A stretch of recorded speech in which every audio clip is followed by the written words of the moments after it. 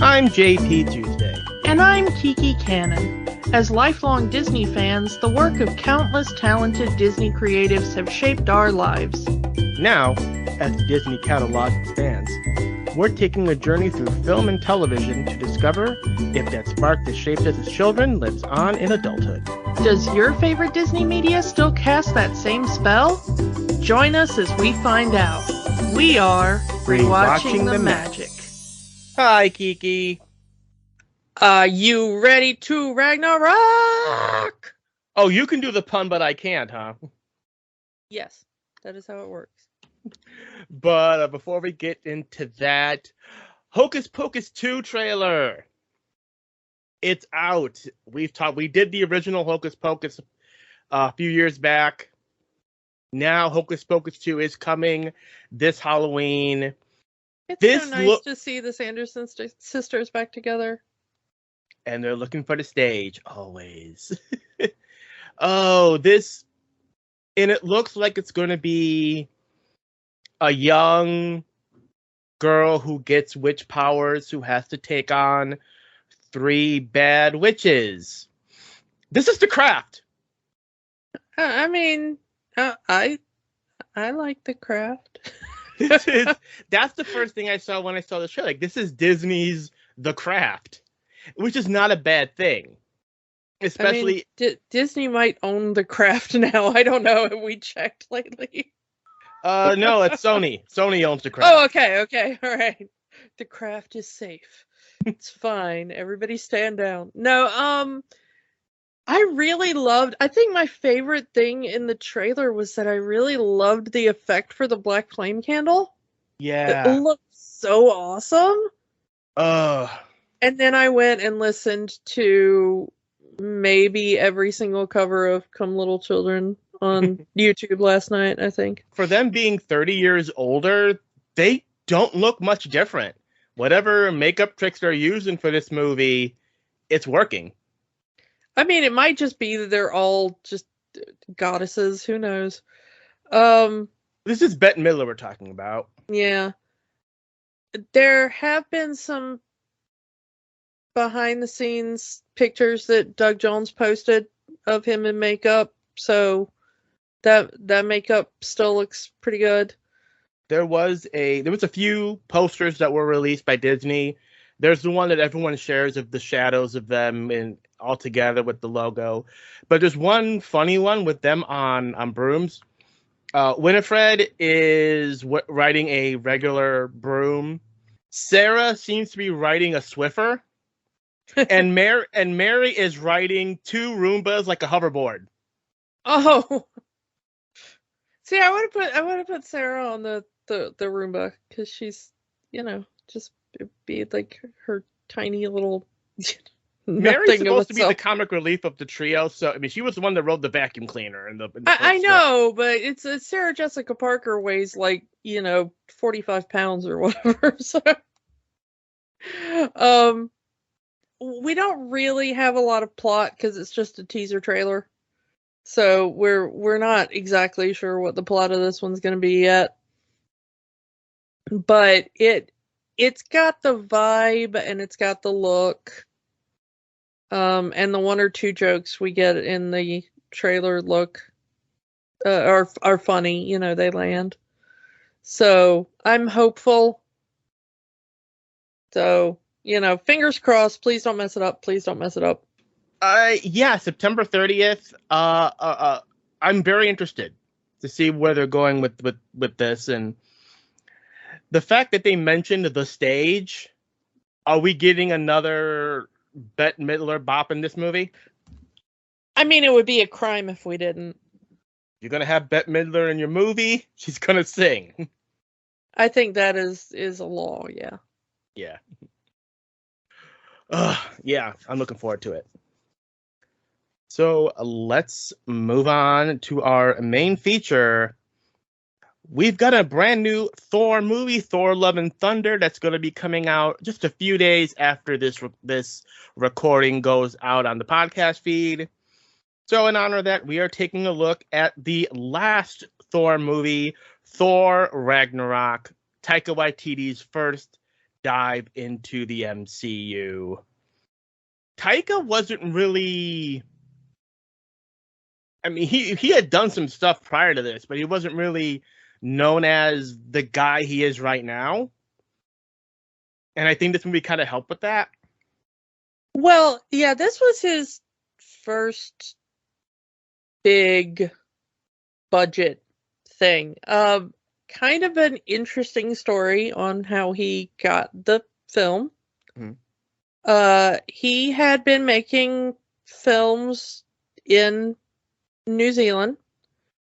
I think his biggest film before this was What We Do in the Shadows. I think that was the one that had kind of had the most international appeal. I may be wrong on that, but that was what I personally knew him for.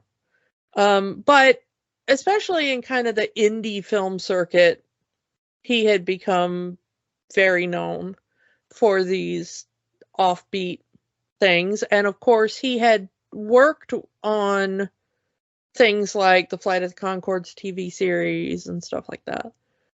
And as we discussed in our Moana episode, he had already been under contract with Disney to work on the initial script, which they ended up using nothing from his original script for that film. And he says that when he got the meeting with Kevin Feige and some of the others at Marvel, his idea was, if they ask you if you can do something, you just say yes. And then you figure it out later.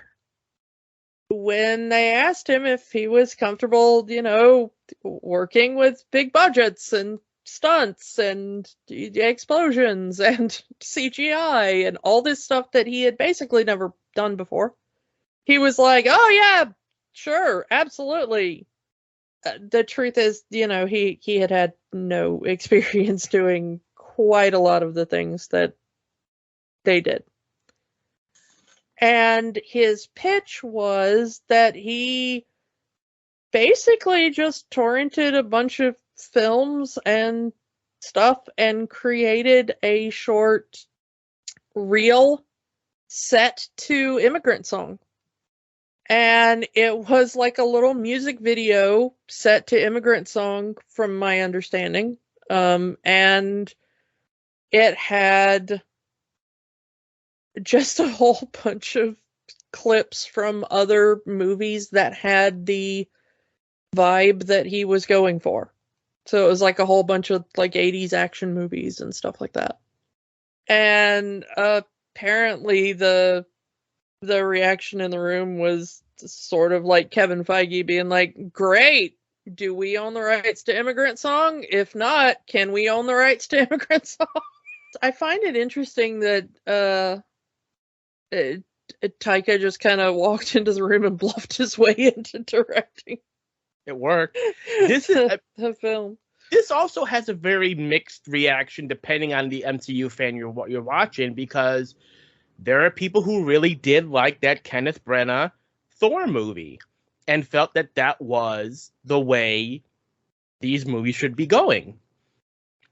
But after, the not so good reception Dark World got, them going into this different direction kind of was needed, and it worked because this Ragnarok is the most successful of the Thor movies.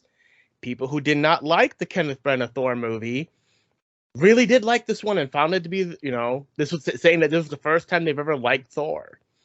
People who liked the Kenneth Branagh movie felt that this was a betrayal, that this is the worst of the Thor movies.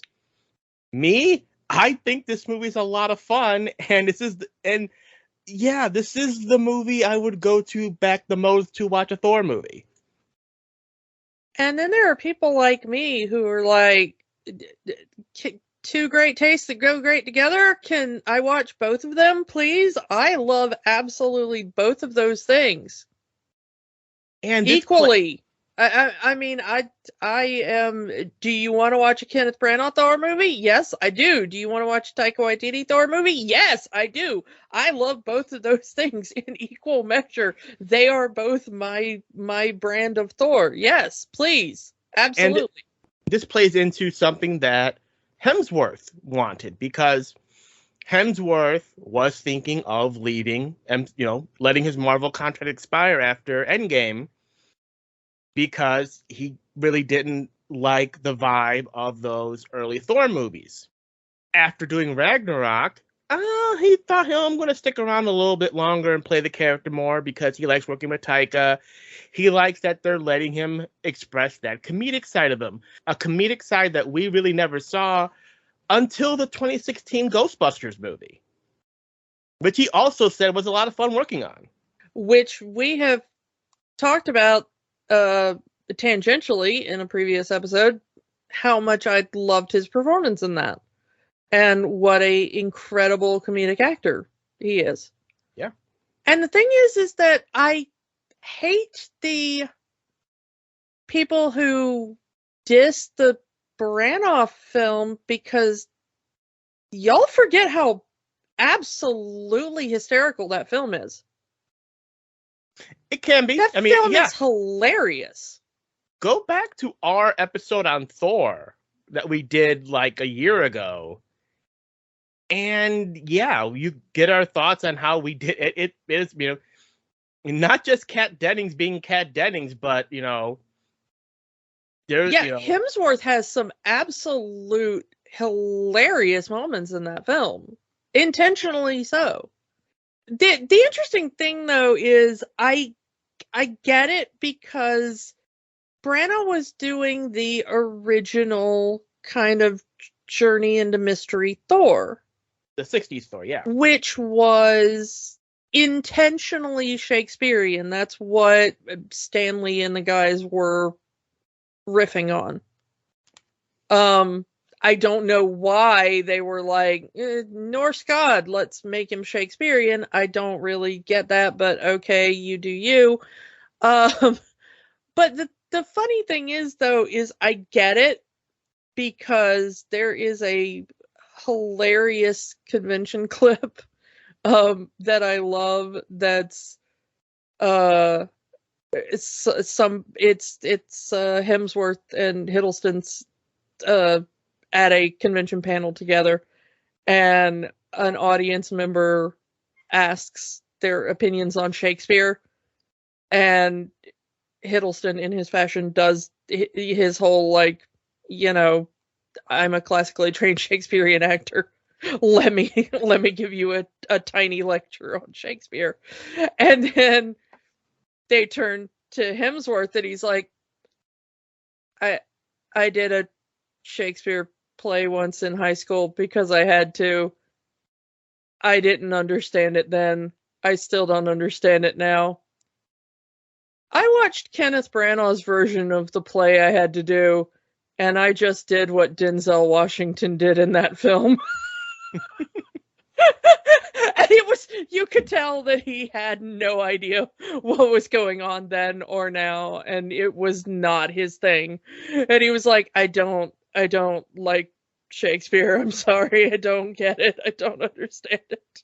It's fair. It's not for everybody. And I thought, if those aren't the two most perfectly cast actors in the history of cinema, I don't know what is. So, I get why this is his thing. Like, he wants to do the, hi, let me show up and do the comedy and the action scenes, People who don't like this film want to give Taika a lot of heat for doing things they think are his invention that are not. Mainly, some of the things that were pulled from the storyline from Planet Hulk, and also mainly the destruction of Asgard in this movie. Which is, Ragnarok did happen in the comics. Which is a thing from the comics, which happened that that Asgard got destroyed and New Thor rebuilt New Asgard on Earth. Although I really like that they changed the location of New Asgard. I think it was Oregon in the comics. I thought it was Oklahoma or something, but yeah, it was somewhere in like in the US. In the US. But I thought it was fascinating that the things that people tend to complain about are the things where you're like, oh wow, you really haven't looked into the history of Marvel Comics. If you literally have not read a comic book in like 20, 30 years. And yeah, we're seeing that now with the more of the new stuff that comes out. People are complaining. It's like, yeah, you haven't read a comic book since the 60s, haven't you? Because these characters have existed since the 80s, since the 90s, and stuff like that. Yeah, the people who are like, why are they making She-Hulk? It's like, because She-Hulk has existed for ages. Like, why make, Luke Cage or Black Panther or whatever? It's like, well, because they've been around for a minute, and even like, why is there all this Shakespearean stuff in Thor? Like, did you ever read the original Thor comics? Excuse me, So yeah. What you said, Planet Hulk, I want to get back to that. Because I want to talk about the movie that never was. The movie that couldn't have ever been. We had talked about the Hulk movie before. The Incredible Hulk, the 2008 movie, which is canon to the MCU. Even though it was with a different actor. Universal has the distribution rights to any and all Hulk movies, even though Disney currently has the rights to the character of the Hulk. So Marvel Studios can make a Hulk movie anytime they want. They could have made a Planet Hulk movie if they wanted to. But that means sharing the profits with Universal. And Disney was not going to let that happen. They're barely trying to get along with Sony over Spider-Man. So we will likely never have a solo Hulk movie because of that. So they decided to be a little bit sneaky and put all of what would have been a Hulk movie across 4 different movies. Starts in Age of Ultron. Obviously the ending with Hulk and the Quinjet flying off. They did put that scene at the end where they see the crash Quinjet simply because they did not want to start any speculation of a possible Planet Hulk movie. Didn't work because people were still talking about a Planet Hulk movie. And then they did the main Planet Hulk move, the main beats of Planet Hulk in Thor Ragnarok. Sakaar, the Contest of Champions, all of that.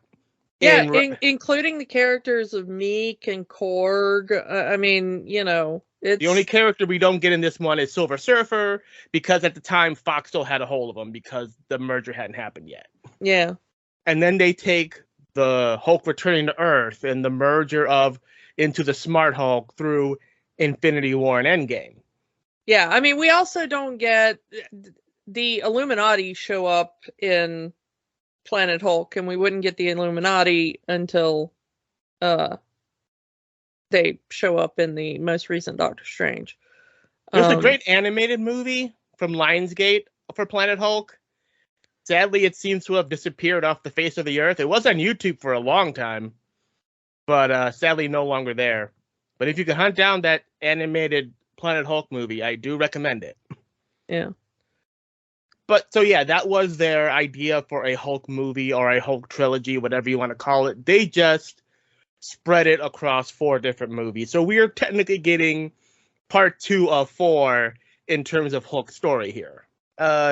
We talked about Korg. Technically, we've seen Korg already because Korg is technically in Dark World.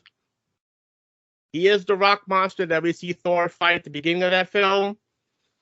But clearly Taika wanted to use him in this movie, so we're just going to ignore that for now.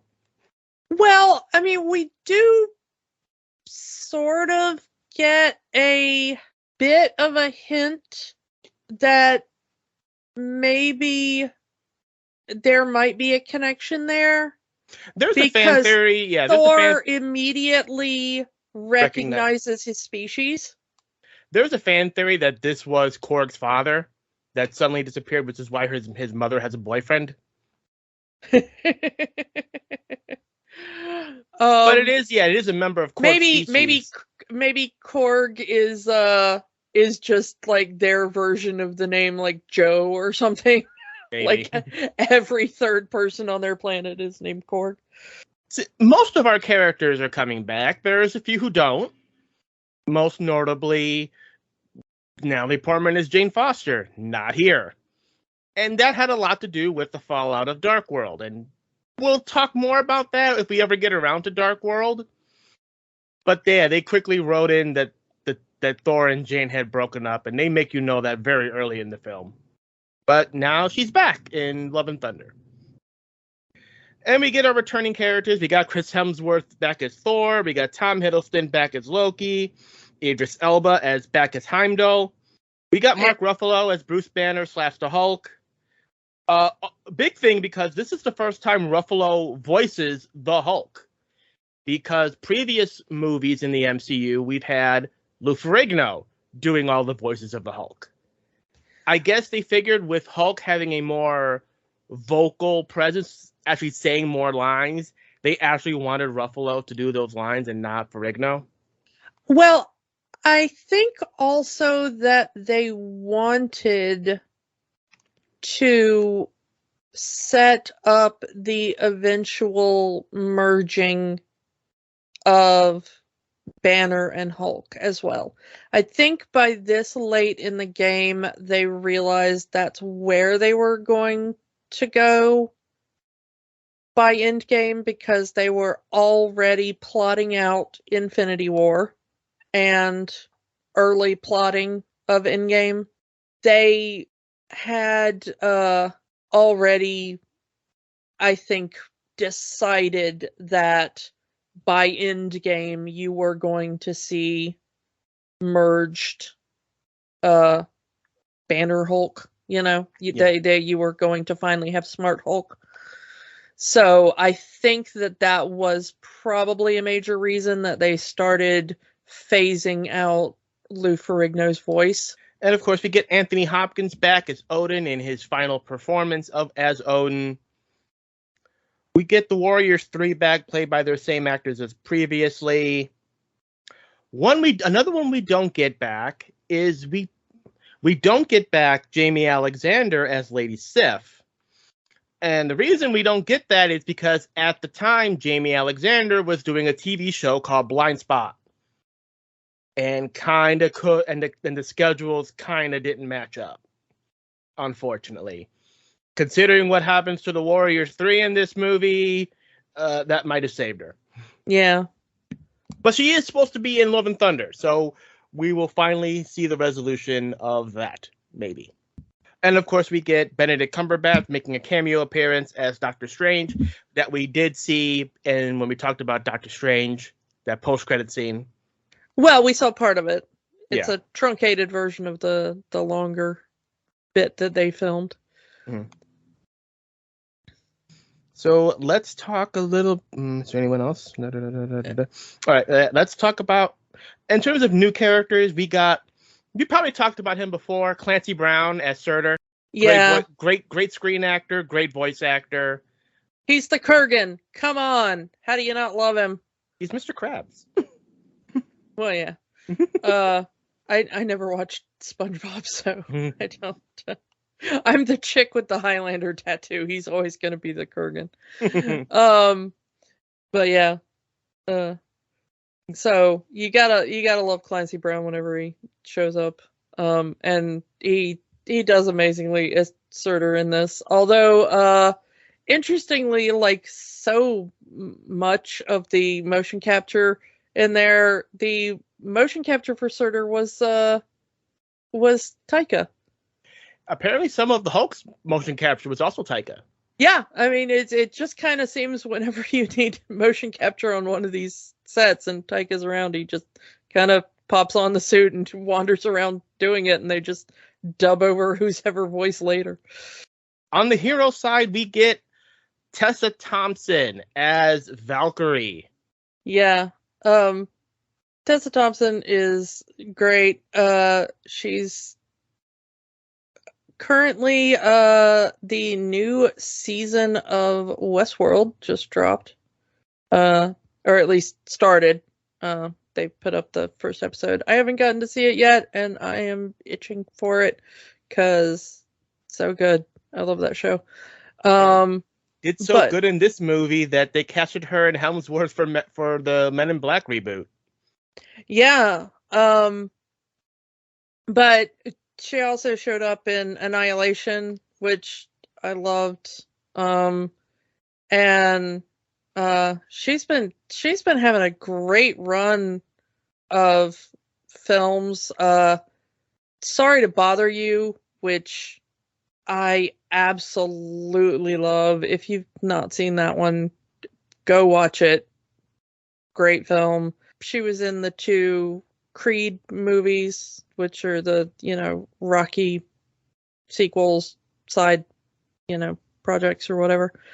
She was in Selma and a film Passing, which I haven't gotten to see yet, but it's on my to watch list. She's been in so many good things lately.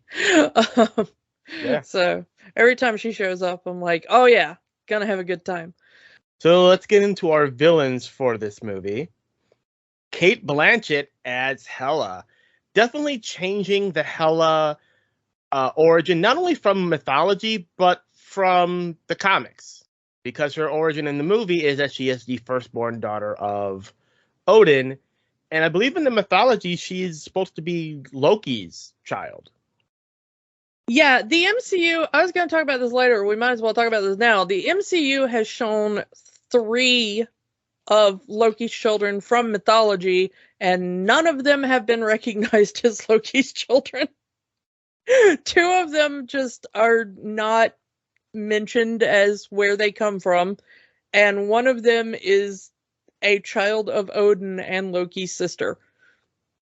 So, yeah, Hela, who is based on the goddess Hel, is one of Loki's children in mythology, who is seen riding Fenris, who in mythology is the wolf Fenrir, who is another one of Loki's children,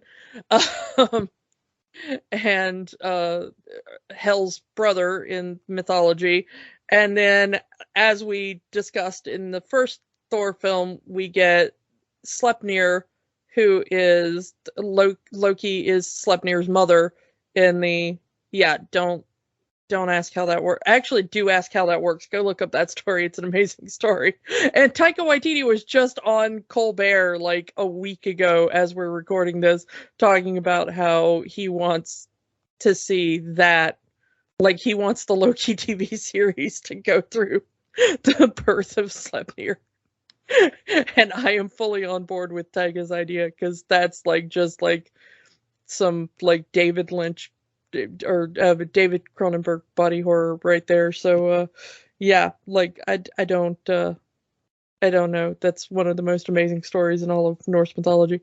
Anyway, but yeah, it's so yeah, Sleipnir, the steed of Odin, is seen in the first movie. So yeah, there are 3 of Loki's children in the MCU. None of them are recognized as Loki's children, and one of them is turned into his sister. Don't tell me the MCU isn't messed up, because WTF MCU. But Cate Blanchett. But Cate Blanchett is awesome. She's awesome. We love her. Australian actor, and you know her because you've seen Lord of the Rings. Everybody's seen Lord of the Rings. Yeah, I mean, Cate Blanchett is one of those actors. If we need to tell you about Cate Blanchett, something's wrong. Her Hela's henchman, Hela's executioner, Carl Urban as Scourge. Man, right after this, he went from being Asgardian to being one of the boys. Yeah. I mean, it's one of those things of, Again, you really only need to mention Lord of the Rings, but we're going to mention more because good grief, Carl Urban. I always feel weird when I talk about Carl Urban because I'm one of those weirdos that I look at Carl Urban and I know that he's like a big famous movie star now. But every time I see him, I just think like, oh, my little Cupid's grown up. Because I will always see Carl Urban as Cupid from Xena. Me too, but up until I saw him as Bones in the Star Trek reboots.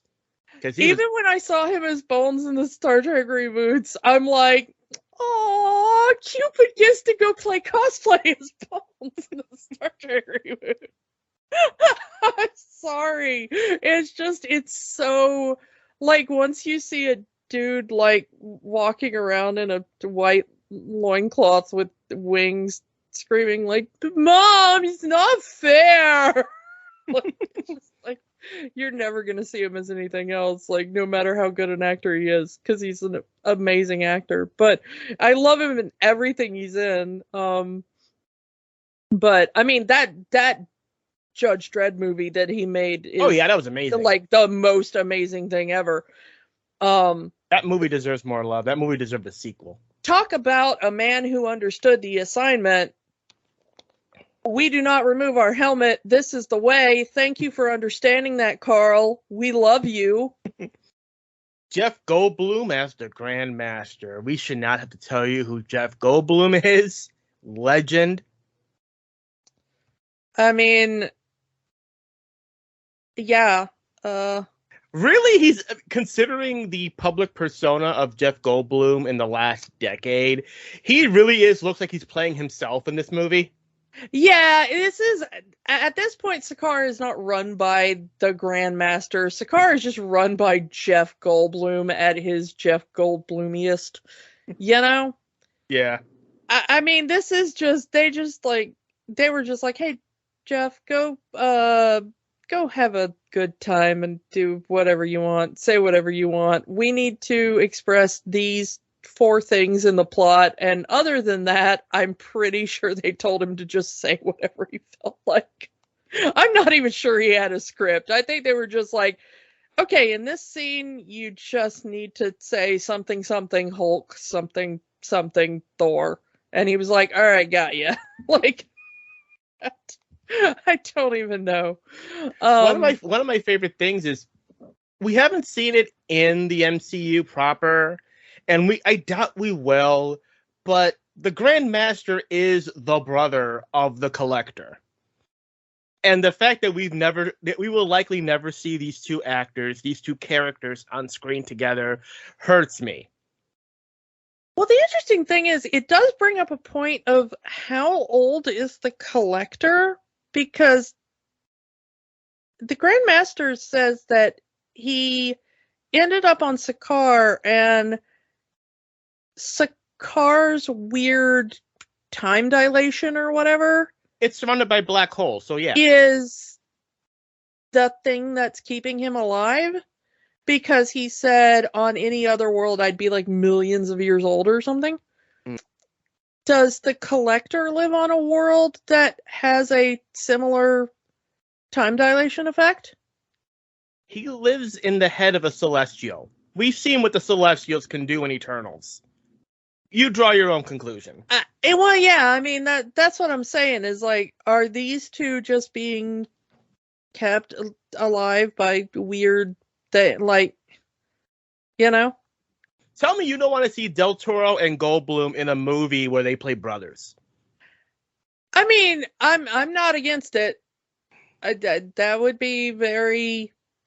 I mean, you would not have scenery after, because they would have chewed all of it to tiny, tiny bits, but it would be funny.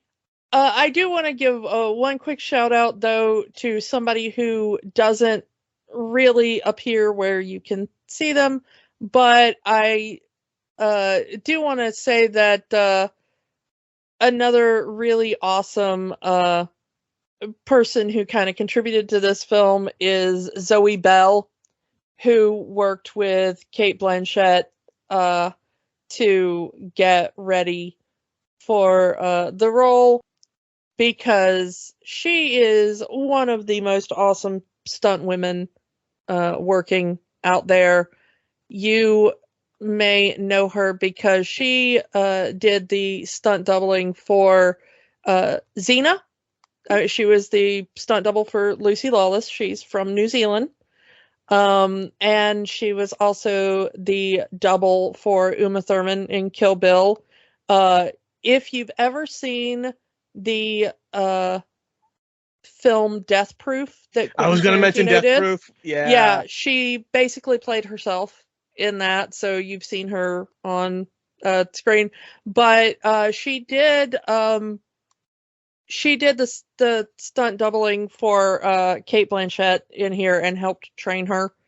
And so that is basically why Hela looks so amazing, because she is one of the greatest women working in stunts for the last, 20 years or so. Yeah. So let's talk about probably the funniest cameos in this movie, because we get, if you didn't like Dark World, you get where they make fun of this movie, the play within a play, as it were. There's your Shakespeare right there, the play within the play. Yeah. So we get the play version of the end of Dark World, where we get Sam Neill as fake Odin, Luke Hemsworth, Chris's brother, as fake Thor, and the funniest one of them all, Matt Damon as fake Loki, which is only here as a reference to the Buick universe. I love the whole thing, which is like the chorus singing part of the score from Dark World, which is a joke that a lot of people miss, that they're actually singing a choral version of part of the score from that film. Yeah, they got Sam Neill in because he had done a film with Taika Waititi before. So, and of course, if you're going to have a New Zealand actor, a New Zealand director, you're going to have more New Zealand actors. So Sam Neill's in here. Who I think most people just figure, because his accent is so generally changed, that I think a lot of people just think he's from England. But nope, New Zealand. But yeah, he had worked with Taika on one of his more independent films that he had done back in New Zealand, which was called Hunt for the Wilder People. So yeah, he's in here playing Odin, and then of course, there's like 700 Hemsworths or whatever, so we're lousy with Hemsworths, so we just grabbed another one and told him to play Thor. But yeah, the Matt Damon one was the one that really threw me in the theater. I was like, what? Like Taika saw Dogma and said, "Yep, that guy." Yeah. So yeah. But let's get into the movie proper. Right off the bat, you get that this is a different tone than the previous Thor movies, or even the previous Marvel movies, not only from his narration, from Thor's narration. Well, we think it's narration, but then we discover he's just talking to a skeleton. Yeah. Which I like. I like the misdirection there. It's your typical look. Well, here I am. I bet you wonder how I got here. And he's just talking to a skeleton, and enter Surtur, and the entire interaction between Thor and Surtur just shows you the tone that this movie is going to take, of like, Thor, son of Odin, Surtur, son of a, you're alive. I like that they're in. They never say it in the movie, but the place that they're in is a place that. And look, all of these are,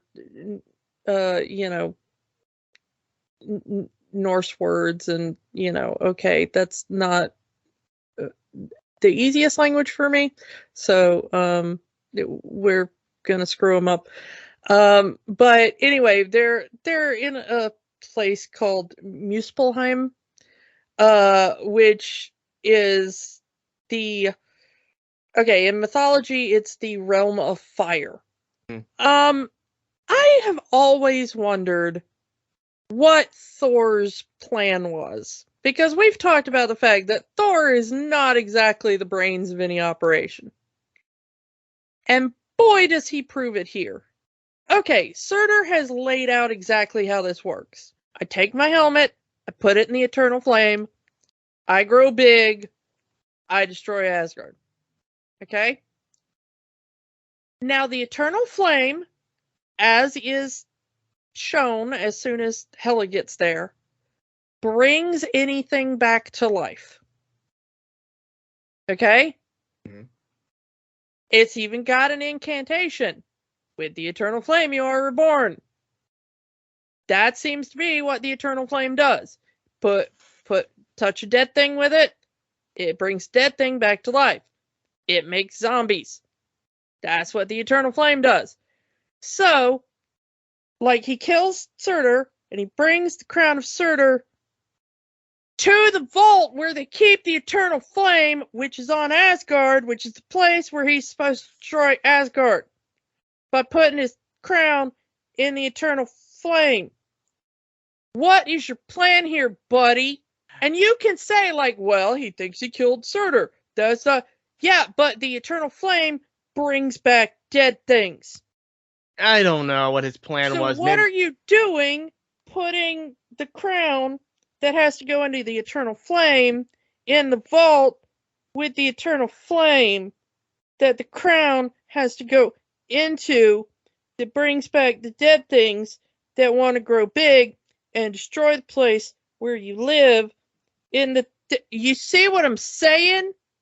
Like, no. How would this work even? And you put it on realm number 8 that is really far away from Asgard, and then it no touchy to eternal flame. How was Surtur going to do this? Because seemingly it doesn't matter if Surtur does it. If you've got a crown that has to touch the eternal flame, you take the crown and you put it really the F far away from the eternal flame that it has to touch. No touchy the eternal flame. You know? Yeah.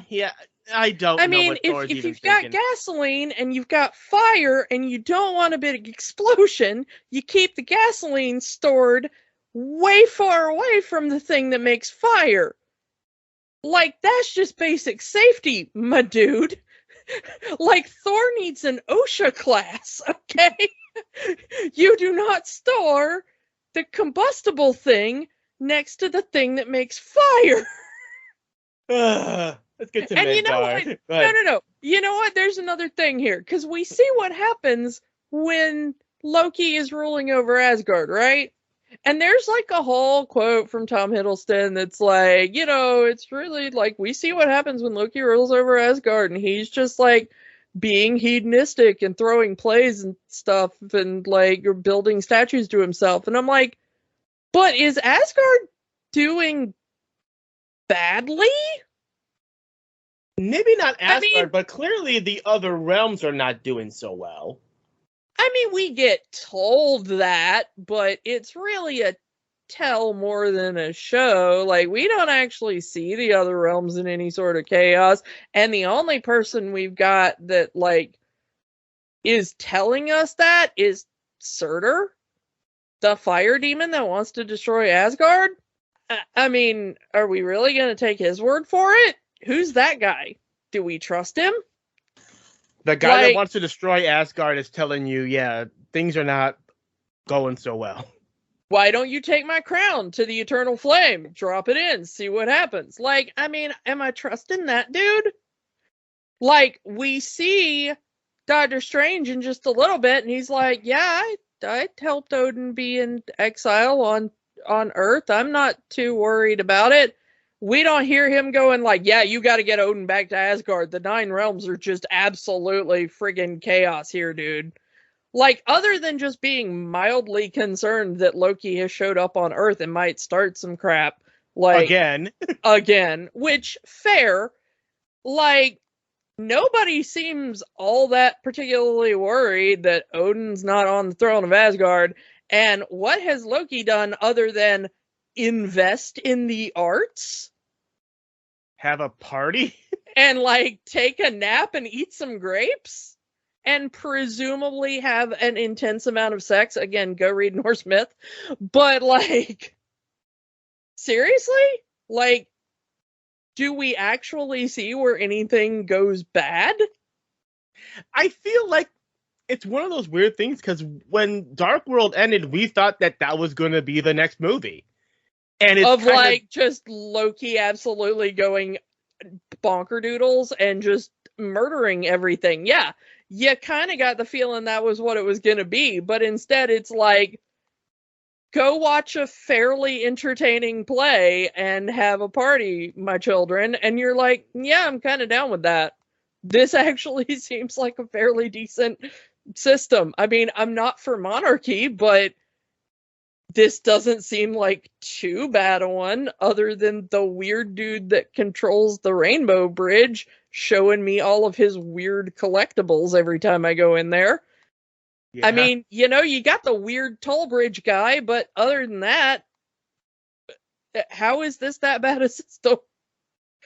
Who knows? I'm just saying, like, if you're gonna tell me the Nine Realms are in chaos, at least, you know, give me more than one weird fire demon's word for it. Just saying. I mean, I don't know. If that was more of the movie, we probably would have been shown more, but they really want to get us to Hela as quickly as possible. Which I'm fine with, because Cate Blanchett is awesome. And so is Doctor Strange, who we get to meet, and it's an awesome scene. So yeah, we get on Midgard. This scene also is one of the things that bugs me so much about this movie, because they get there, they land on a street in New York, and Loki's like, I left him in this old folks home, and they're demolishing the old folks home. Oops, I've lost Odin. My bad. Which is funny. And then there's another funny scene of, like, a whole bunch of girls coming up to Thor and being like, oh my god, it's Thor, let's take a selfie, which is funny, but also, like, you're looking for your father, dude is standing right next to Thor. The guy that attacked New York not even a few years ago. Yeah, it's like 4 years after the Battle of New York. This is the dude that just tried to destroy your city with a whole bunch of space aliens.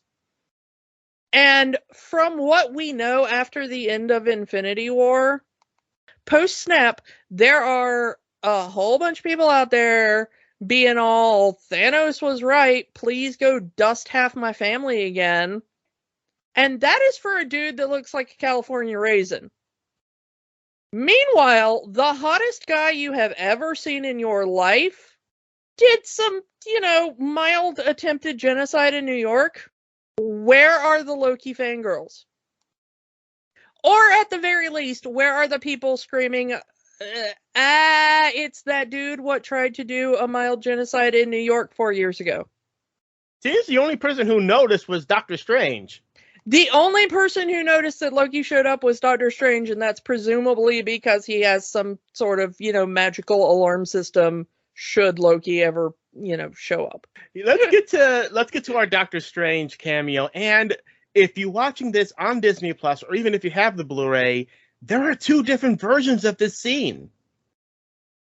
Yeah, they filmed this 2 different ways, and one of them is in the deleted scenes in the extras, which I had never seen until this rewatch, and I found it in the deleted scenes.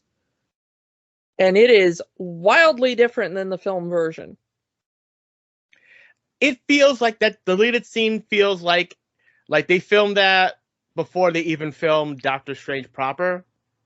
Yeah, because he shakes Thor's hand and he's all like, "You will have a dark and mysterious future," and I don't know, he's like weirdly predicts Thor's future and goes into a trance or something.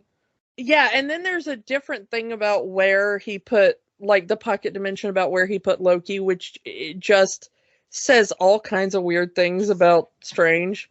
In the movie proper, we get the whole "I've been falling for 30 minutes."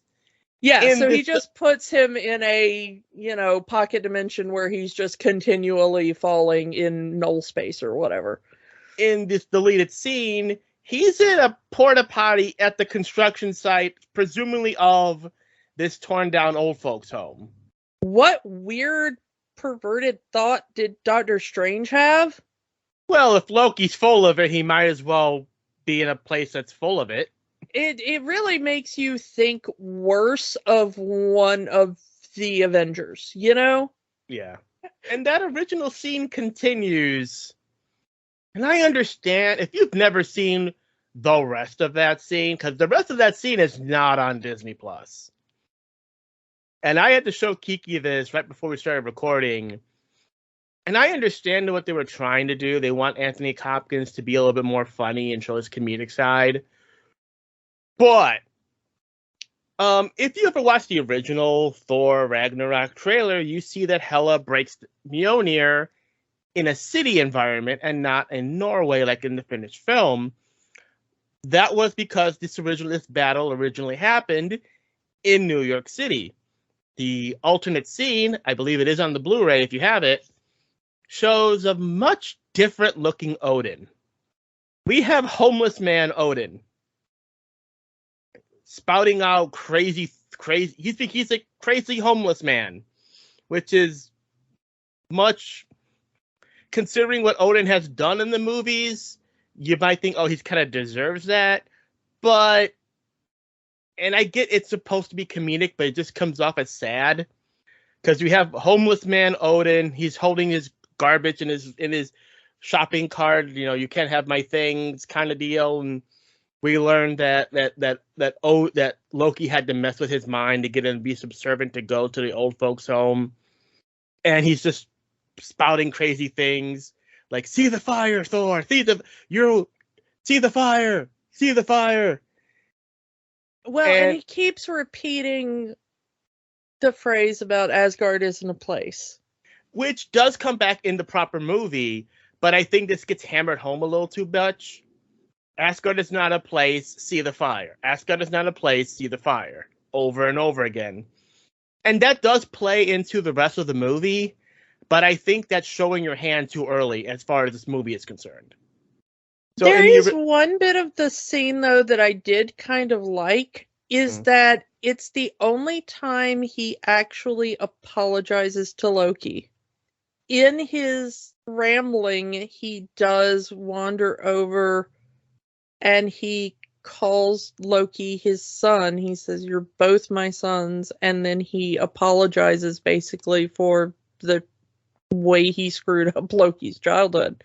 And it's the only time in any of the films that happens. And it happens in a deleted scene. Which is such an awful moment. But it's the first time we actually see a trick that Loki uses later in the movie, where later in the movie we see Loki put his hand on Valkyrie's head just to see her memories.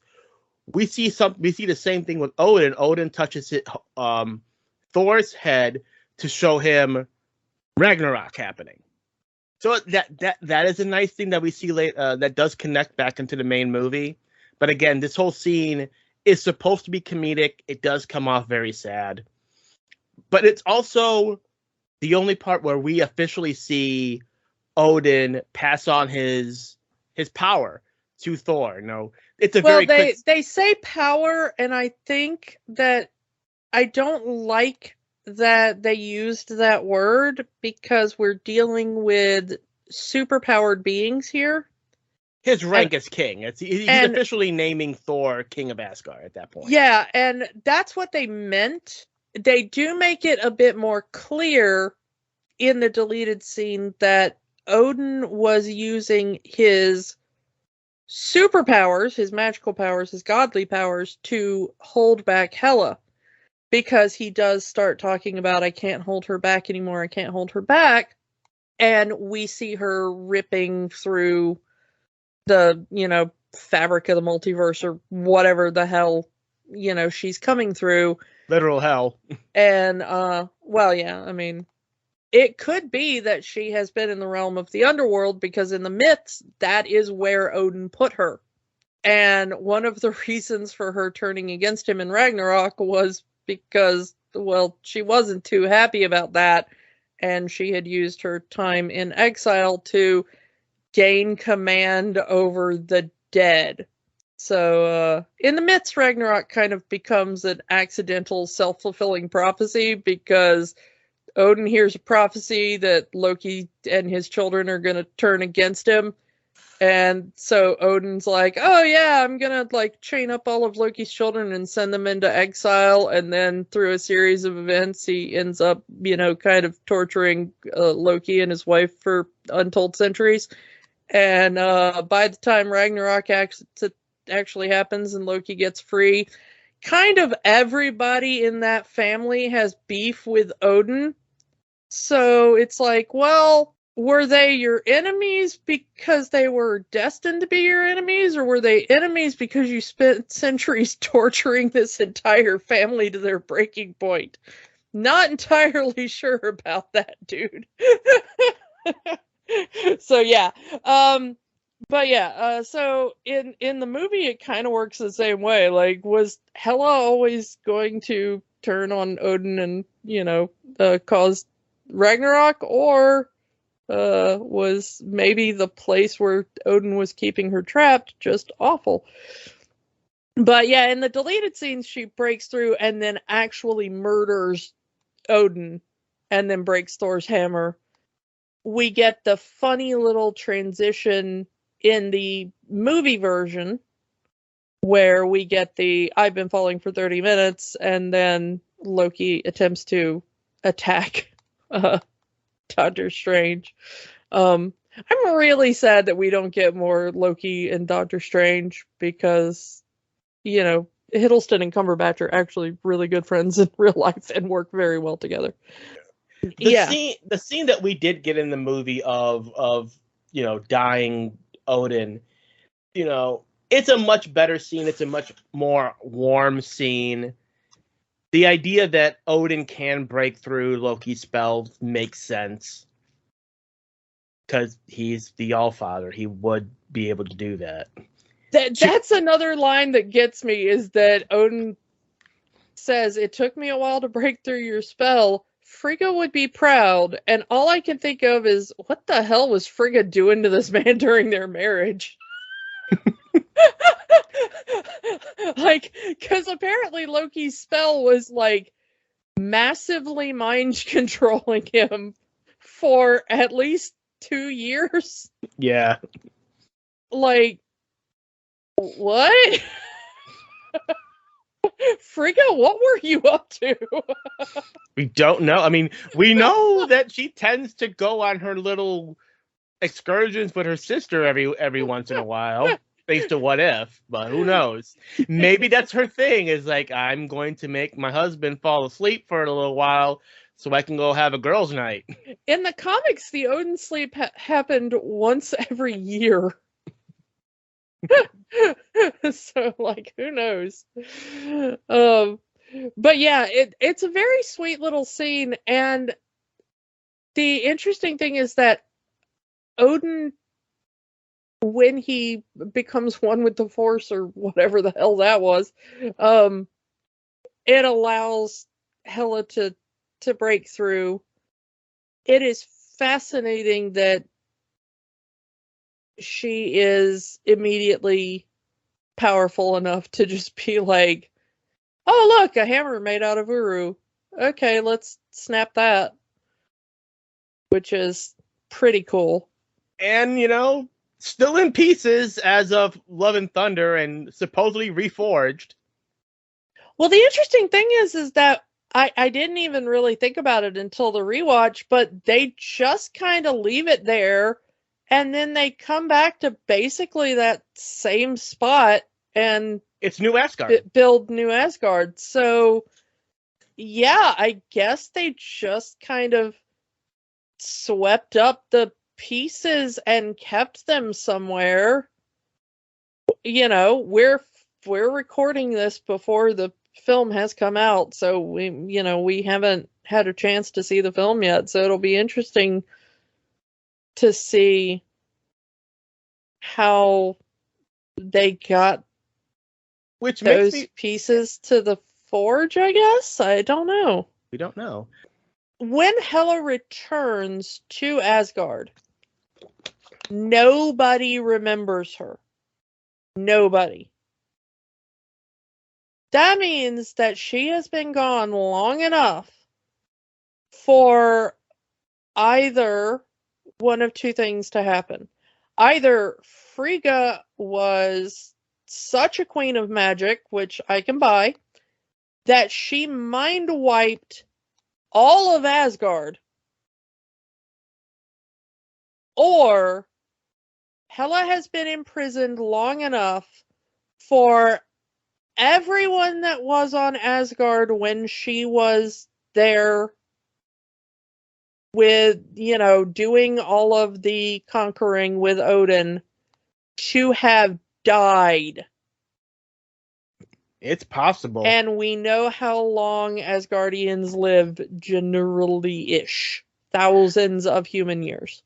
I just like that this is a movie made by an indigenous man about a culture that tries to bury its violent, conquering past.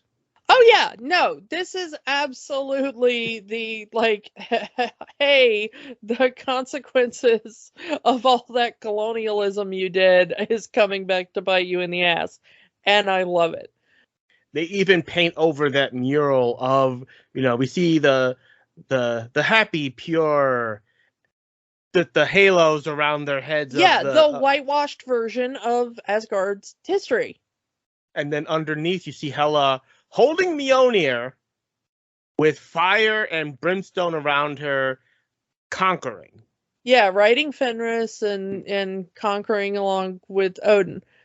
Oh, the Warriors 3 have such a humiliating death in this movie.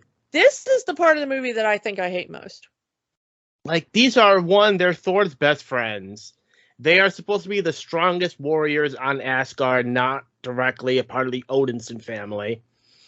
And they just go down in one hit each. I get why they did that.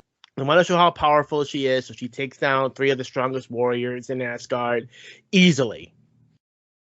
But it's just, you bring these actors back for that. And then down with one shot. And which makes me glad that they couldn't get Jamie Alexander back, because I don't know if I'd be able to take her also going down in one blow. Yeah, it's so annoying. I just don't like it. I hate being like, oh, we want to show how badass our villain is. Let's have somebody die a punk ass death.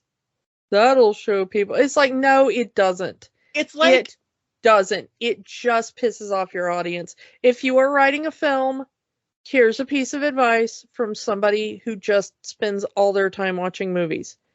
It does not make your villain look badass. It makes your writing look bad. It's like when you're watching the Nightmare on Elm Street. Like, you watch the sequels to Nightmare on Elm Street, and the opening scene is the survivor from the previous movie, and they just go down like it's nothing. Yeah, it's like, oh, look, cameo from the last film to be like, hey, remember that film you liked last time? Boy, wasn't that pointless? Yeah, I hate that. Don't do that. The thing is, though, is that we get that thing of, Loki and Thor end up on Sakaar, and because of the time dilation, them landing a few seconds apart is weeks for them. I do love this Willy Wonka reference. in the movie. That is so bizarre, but yeah, I also love it, and I also love that even though it's a different song, it is such a reference to the Willy Wonka boat ride as well that Thor just gets freaked out into the weird little chair tunnel thing. Yeah, it's the Willy Wonka boat ride with pure imagination. Yeah. That's a ride I want at Disneyland. You get on the chair, you go faster and faster, all the screens around you showing off the stuff, and you are now meeting the Grand Master. Sudden stop, there's Jeff Goldblum. Yeah. And then he plays jazz piano for you and talks to you about random weird stuff. Yeah. We get the whole thing of like, well, Valkyrie immediately finds him and she's like, oh, look, he's over 6 feet tall and built like a brick wall.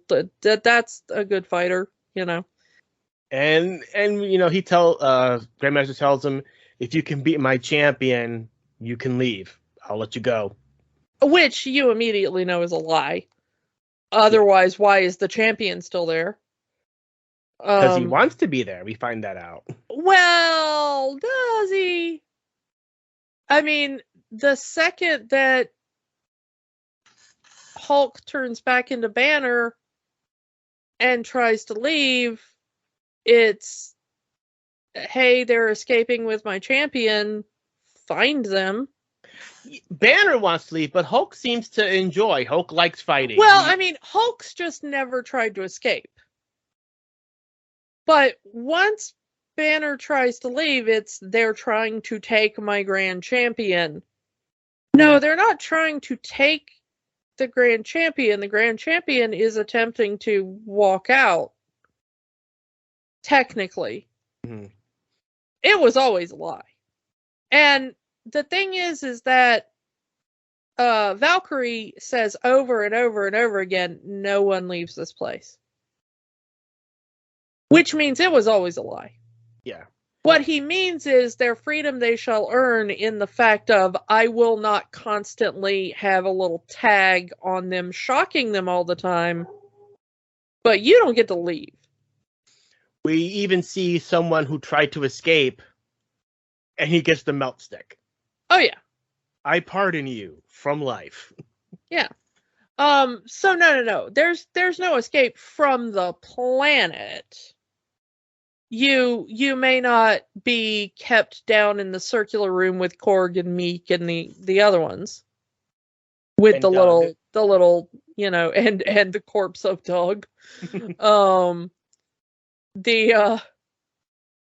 Man, that Another Day, Another Doug line, I use that on a weekly basis at minimum.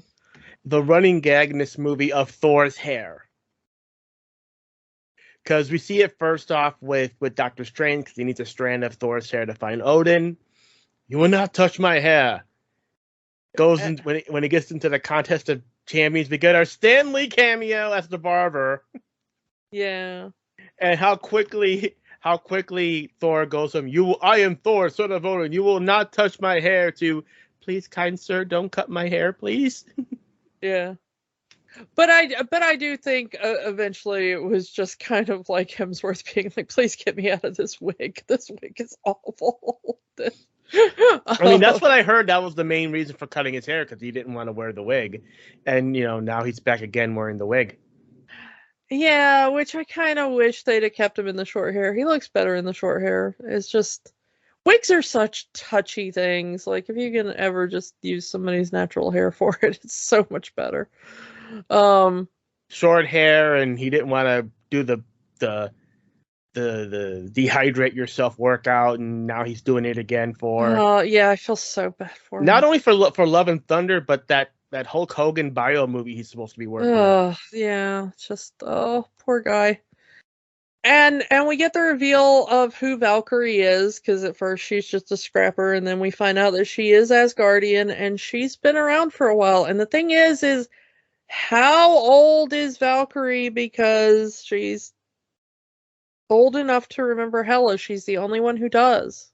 She was the lone survivor after Odin sent the Valkyries after Hela the first time she tried to escape from Hell. And the interesting thing is that apparently there aren't any Valkyries anymore, but Thor grew up wanting to be one, but apparently they just don't exist anymore. So apparently it's like an Asgardian legend.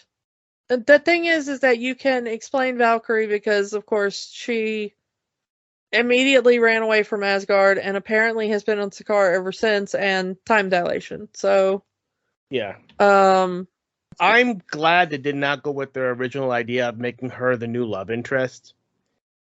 Because if they were going to, you get Jane, you do the breakup with Jane, presumably killing off Sif, then you introduce Valkyrie as the new love interest. And there's still remnants of that in the script, but I'm glad that they did not go all the way with that. yeah, I mean, the thing is that Sif deserves better than Thor, at least in the MCU. I wouldn't mind seeing Sif and Valkyrie hook up. That'd be pretty awesome. That'd be a power couple. King Valkyrie and Queen Sif. I'm for it. Yeah. That would be. Can I go live in New Asgard? That'd be amazing. There is that tiny little moment, when they jump on the ship together and they're kind of face to face and they have that little and then it's almost immediately like which I kind of liked. Where it's more like Thor is like, is she into me? And she's like, no, dude, I am very much not. I do like it's more of a mutual respect kind of thing between the two of them. Respect as warriors. I really got more sexual tension between Valkyrie and Banner. Yeah. Than anybody else in this film. Like, if there was sexual tension between anybody in this film, it is Valkyrie and Banner. Banner got over Nat real quick. I don't think it was that, but I think it was definitely something. I feel like I know you. I feel like I know you too. Yeah. Unfortunately, that gets completely washed away by the time we get to Endgame, and Valkyrie looks at him and says, "I liked you either of the other two ways." Yeah. The thing is, though, is that we get that whole initial fight scene between Hulk and Thor, and there's the great thing of I know him, he's a friend from work, which is apparently a line that was pitched by a Make-A-Wish kid that was visiting the set, which I find adorable. And the fact that Taika liked it so much, he put it in the movie. Yeah, in the trailer. Yeah, and I love how apparently Taika is just so willing to take ideas from basically anybody as long as they're good, that he lets his actors throw in ideas, like, crew members walking by, like, as long as it's a good idea, he doesn't seem to care where it's from. There's some scenes that it feels like either Hemsworth or Hiddleston are ad-libbing, and I wouldn't be shocked if that was true. Oh, there are entire scenes that are just entirely, yeah.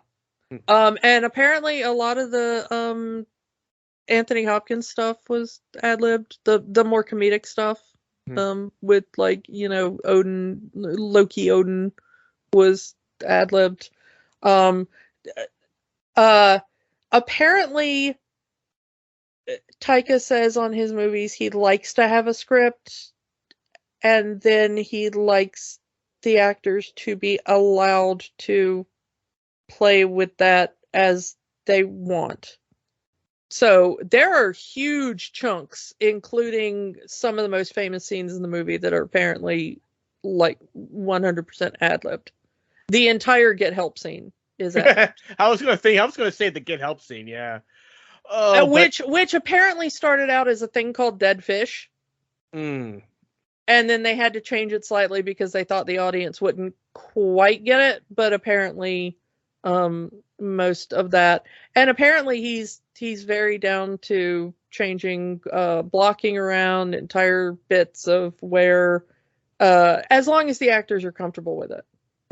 That he doesn't just apparently throw things at people that they're not comfortable with, but he'll be like, "Hey, are you okay if we do, X or Y instead of what was planned. And as long as they're cool with it, it seems like he does that.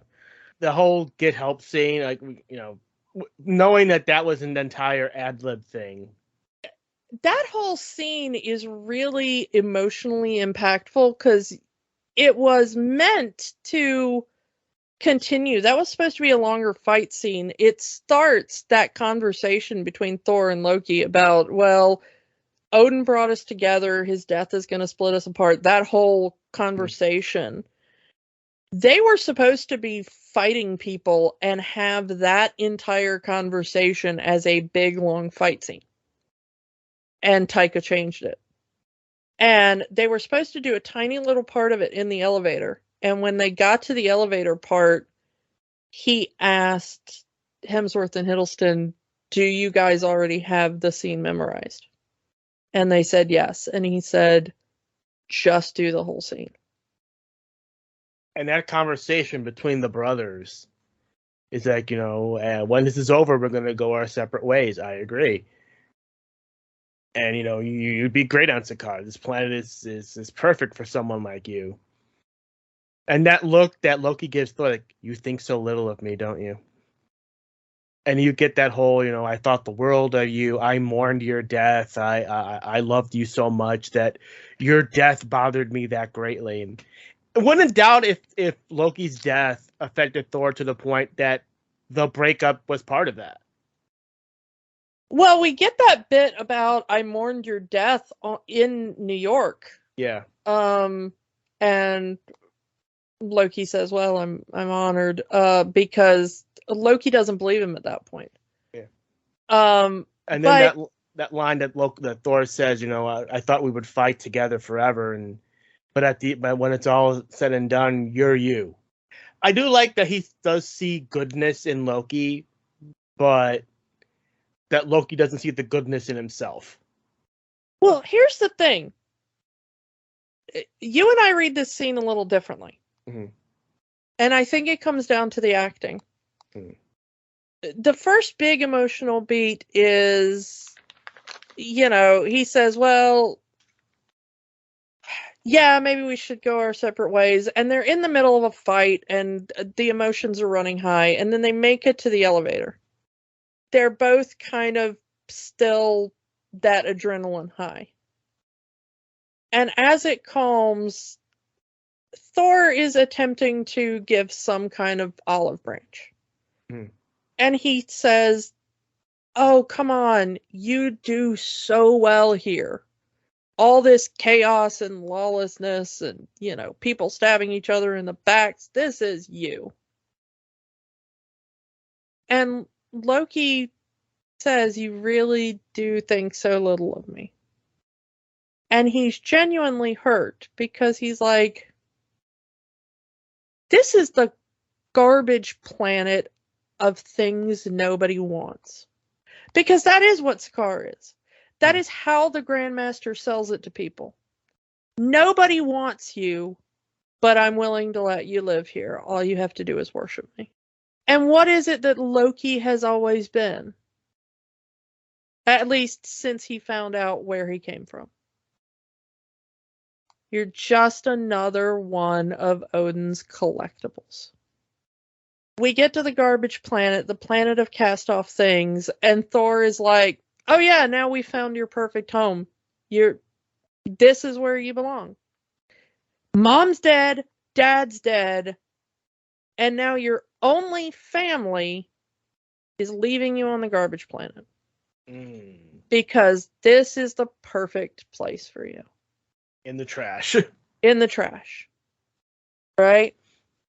Here, adopted brother, now that dad's around anymore, I don't have to deal with you. Go play with the other garbage.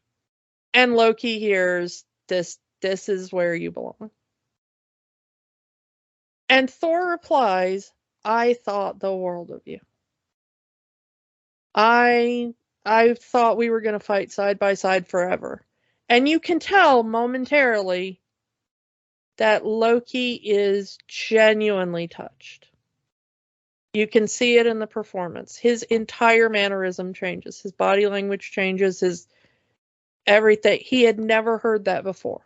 And Loki is pondering that for a moment. And then Thor says, hey, let's do get help. And then he hurls Loki at whoever. Yeah. This is why it's so emotionally horrific. Why is Loki so against get help? He says, I don't like that. It's humiliating. And what's Thor's response? Haha, not for me. I'm having a great time. Who gives a crap what you think, adoptive brother? Mm-hmm. I've never once considered your feelings in this. Obviously, our childhood was me and the Warriors 3 humiliating you constantly, bullying you constantly, because you were the weaker one, you were the one less good at all of the toxic masculine Asgardian bullcrap, right? Who cares if it's humiliating for you? It's fun for me. And all of that, every single moment of that, I thought the world of you, Loki. I mourned your death, Loki. You are my brother, Loki. Doesn't matter, because the only thing he's thinking of is, but bullying me, humiliating me, reminding me that my place is the garbage planet with the rest of the forgotten refuse. That's what you remember. Because you'll always be you, and I'll always be me. And that's the moment he makes his choice. He was fully ready to go with Thor. He was fully willing to back up Thor. He was fully willing to be Thor's brother and return with him to Asgard and go there and do whatever. It may not have been perfect. It may not have been a completely smooth whatever, because they're still brothers. Mm-hmm.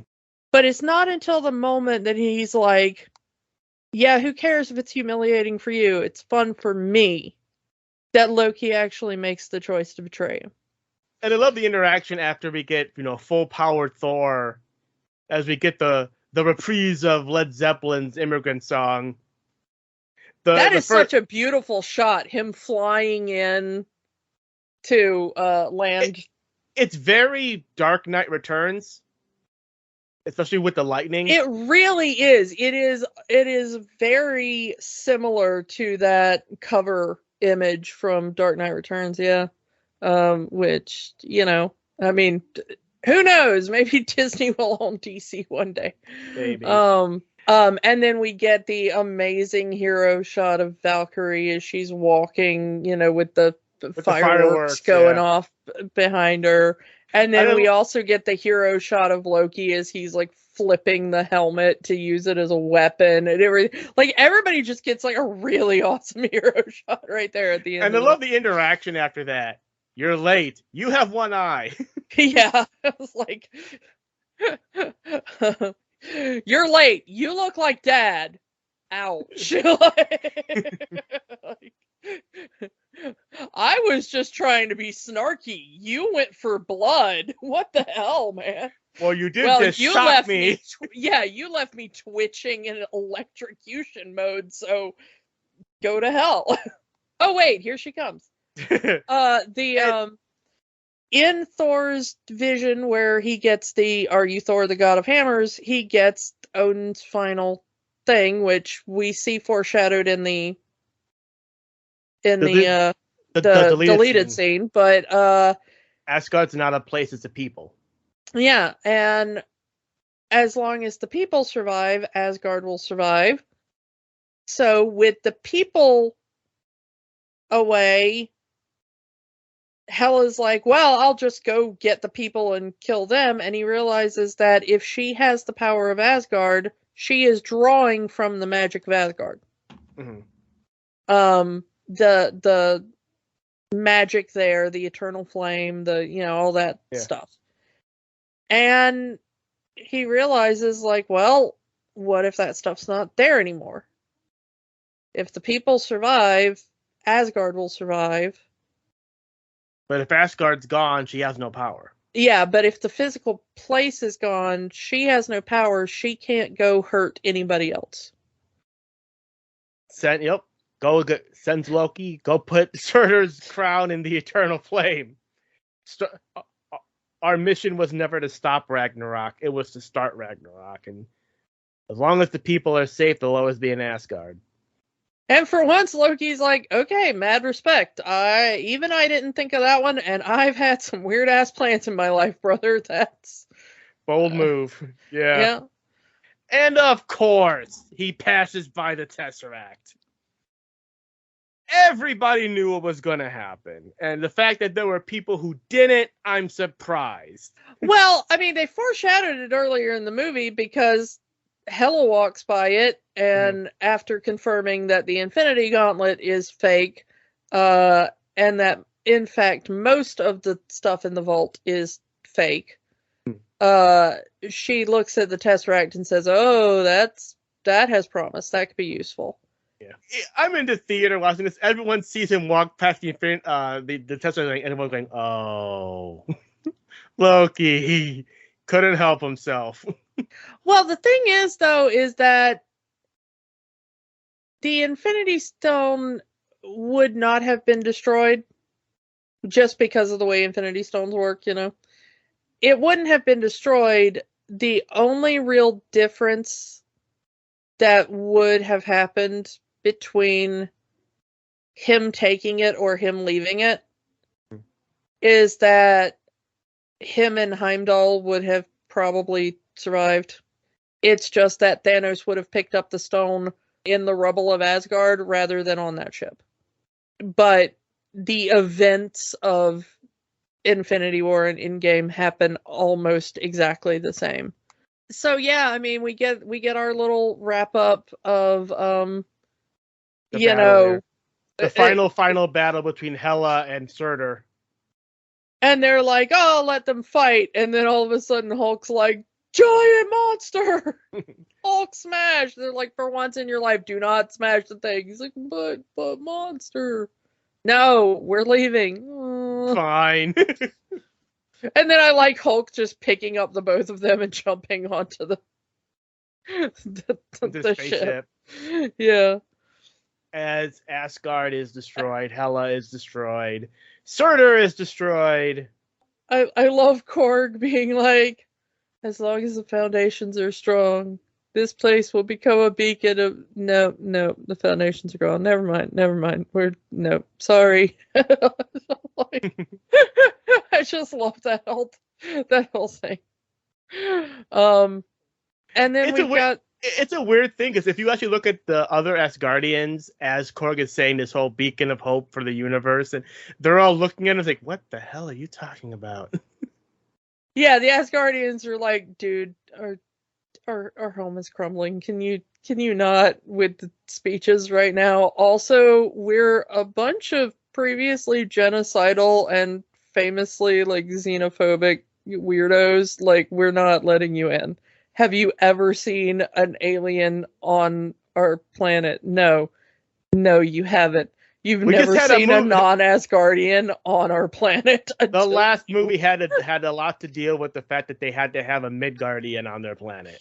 Yeah, like, we do not let outsiders on Asgard. We are xenophobic weirdos. You're not getting on our planet, dude. But yeah, so we get the wrap up. That little bit, I have seen outtakes of that bit of him throwing the thing at and Loki catching it and like, I'm here. And that apparently did take a long time to film. I don't know. I've seen a lot of outtakes of him missing that. Like, damn it. But yeah, whether he wants the throne or not, the throne belongs to Thor, King of Asgard. Which leads us into our mid-credit scene. Yeah. As we stated, Thanos has arrived. The Infinity War has begun. I do like Loki being like, are you sure it's cool to take me back to Earth? Because people didn't really like it when it's there. Thor's like, yeah, probably not the best idea, but we're doing it anyway, because as this movie has proven, I have no good ideas. Never once in my life have I apparently had a good idea about anything ever. Thor, king of bad ideas. There is a tiny little moment where it does seem like Loki realizes what this is. And I think it's because it's not really stated in the Avengers, but I think we did talk about it when we talked about the Avengers. Mm-hmm. That even though Loki is only ever shown communicating with the other, that it does seem like Loki was under the control of Thanos and possibly directly under the sway of the Mind Stone. Possible. So this scene always read to me that Loki knew whose ship that was. That always, in retrospect, that scene makes your blood run cold because it looks like a man who knows the great evil has come for him, you know? And if you play that mid-credit scene and then play the beginning of Infinity War, it just flows right into it. And then, of course, we get the post-credit scene, which is the Grandmaster coming out of some, ship or whatever where he's been hiding and being like, "Okay, good revolution, everybody. good job. It's a tie. Everybody did well. It's a tie. Everybody go back to what you were doing." Let's ask the question, does Thor Ragnarok have the magic? Absolutely. It is my favorite of the Thor movies so far. Super fun. Magical. It is a super fun movie, and it's a nice, big, fun movie before you get hit with the gut punch of Infinity War. Yeah. And go watch it again before you go see Love and Thunder. It'll get you in the mood for some love and possibly also some thunder. I might rewatch Endgame or to kind of get myself in the proper place where we are in the timeline. I'm just gonna go watch this one again.